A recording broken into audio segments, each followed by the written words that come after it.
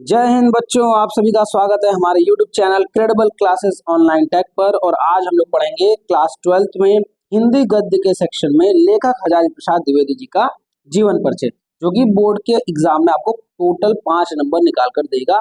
आप सभी लोग को पता है। तो आइए शुरुआत करते हैं। आप लोगों को एक और बात बता दें कि इसके पहले गद्य के सेक्शन में डॉक्टर वासुदेव शरण अग्रवाल जी और कन्हैया लाल मिश्र प्रभाकर, यानी ये दो जीवनियां, ये दो साहित्यिक परिचय प्रमुख रचनाओं के साथ, भाषा शैली के साथ लिखवाए जा चुके हैं।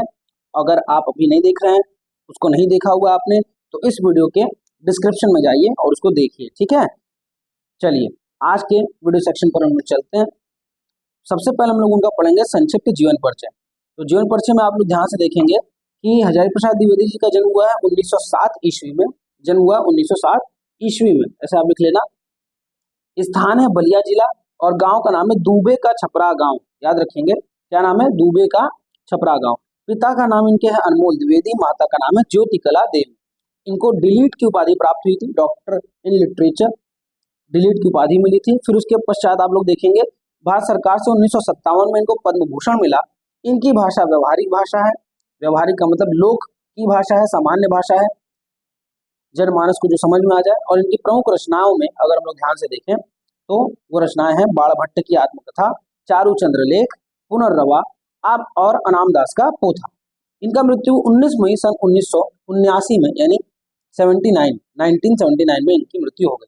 आइए अब हम लोग साहित्यिक परिचय की ओर चलते हैं। तो लिखा है बेटा कि आचार्य हजारी प्रसाद द्विवेदी, आइए यहाँ ऐसे देखते हैं। आचार्य हजारी प्रसाद द्विवेदी आधुनिक युग के मूर्धन्य निबंधकार थे। मूर्धन्य का मतलब बच्चा क्या होता है? विद्वान होता है, ठीक है। उनके निबंधों में अद्यतन विचारधाराएं, यानी आधुनिक विचारधाराएं किसी न किसी रूप में विद्यमान थी, यानी कि है भी। उनके अधिकांश निबंध विचारात्मक निबंधों की कोटि में आते हैं। विचारात्मक निबंधों की परंपरा में इनका योगदान सर्वथा सराहनीय है। आचार्य प्रसाद ने विचारात्मक निबंधों की रचना करके भारतीय साहित्य और संस्कृति के परंपरा को अखंड बनाने का अटूट प्रयास किया है। ध्यान देंगे। उसके बाद लिखा है द्विवेदी जी ने 4 महत्वपूर्ण उपन्यासों की रचना भी की है। अच्छा, वो उपन्यास क्या है? तो वह है बाणभट्ट की आत्मकथा, चारुचंद्र लेख, पुनर्रवा और अनामदास का पोथा, जो कि ऊपर भी हम लोग देख चुके हैं। आइए ऊपर देखते हैं, आगे बढ़ते हैं। आगे लिखा है इनके साहित्यिक परिचय में कि सांस्कृतिक पृष्ठभूमि पर आधारित यह उपन्यास, ये जो ऊपर 4 उपन्यास आप लोग पढ़ा, इसकी पृष्ठभूमि सांस्कृतिक है। इसमें द्विवेदी जी की गंभीर विचार शक्ति के प्रमाण मिलते हैं। इतिहास और कल्पना के समन्वय द्वारा, यानी कल्पना कर और इतिहास दोनों का समन्वय कर लेखक ने अपने उपन्यास साहित्य को एक आकर्षक स्वरूप प्रदान किया है। द्विवेदी जी ने ललित निबंध के क्षेत्र में भी महत्वपूर्ण लेखन का काम किया है।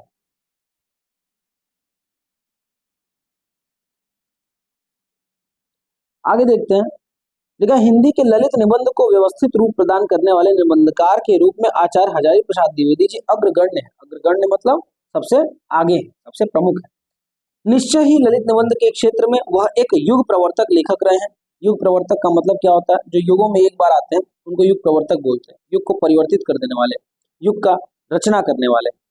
आचार्य प्रसाद द्विवेदी, यहाँ पर हजारी भी लिख सकते हैं आप, कोई ऐसा वो नहीं है, लेकिन याद रखेंगे आचार्य हजारी प्रसाद द्विवेदी आलोचना साहित्य में भी प्रमुख स्थान के अधिकारी हैं। उनकी आलोचनात्मक कृतियों में विद्वता और अध्ययनशीलता स्पष्ट रूप से दिखाई देती है। विद्वता मतलब उनकी विद्वानपन, और उनका अध्ययनशीलता मतलब कितना गहरा उन्होंने अध्ययन किया है, ये बात समझ में आता है। आगे देखेंगे हम लोग।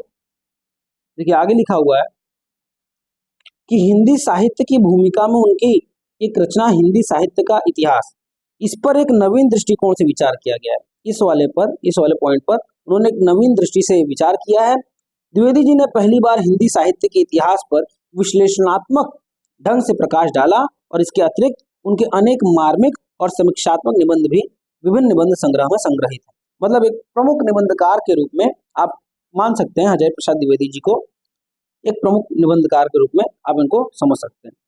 आइए आगे देखते हैं। आगे लिखा बच्चा भाषा शैली। तो आइए भाषा शैली के बारे में समझते हैं, इनकी भाषा कैसी थी। तो द्विवेदी जी के भाषा के 2 स्वरूप, द्विवेदी जी के भाषा के 2 स्वरूप, पहला व्यवहारिक और दूसरा संस्कृत गर्भित। इसका क्या मतलब है, आइए समझते हैं।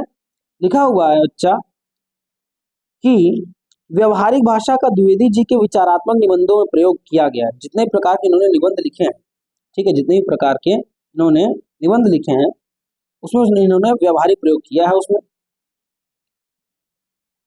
इस भाषा में संस्कृत के सरल तत्सम शब्दों के साथ साथ कुछ शब्द आए हैं, जैसे आसान, ईमानदारी, शौक, काबू, ये सब कुछ फारसी शब्दों का भी प्रयोग किया है। उसके साथ साथ मैजिक, एस्ट्रोलॉजी जैसे कुछ अंग्रेजी शब्दों का भी दांव पेच में कोई संकोच इन्होंने नहीं किया। निसंकोच यहाँ पर होगा, यहाँ पर होगा निसंकोच, वहां निह नहीं है, आप उसको सही कर लीजिएगा। लिखा यह भाषा अत्यंत प्रभावपूर्ण और साहित्यिक है। अब आइए थोड़ा संस्कृत गर्भित भाषा की बात करते हैं। तो संस्कृत गर्भित भाषा का प्रयोग उन्होंने कहा कि अपनी आलोचनात्मक रचनाओं में किया है और उपन्यासों में भी किया है। तो लिखा है संस्कृत गर्भित भाषा का यह रूप उनकी आलोचनात्मक रचनाओं और उपन्यासों में पाया जाता है। इसमें संस्कृत तत्सम शब्दों की अधिकता और समास युक्त शब्द तथा लंबे लंबे वाक्य का गठन पाया जाता है और यह भाषा अत्यधिक प्रांजल और परिष्कृत है। ठीक है, परिष्कृत हिंदी है। तो संस्कृत शब्द, अगर संस्कृत गर्भित शब्द हैं तो जाहिर सी बात है आधुनिक हिंदी का परिष्कृत रूप ही होगा। ठीक है, आगे शैली कैसी है इनकी, यहाँ लिखा है भाषा शैली की अगर बात करें तो उन्होंने सूत्रात्मक, आत्मक, विचारात्मक, वर्णात्मक, अलंकारिक और व्यंग्यात्मक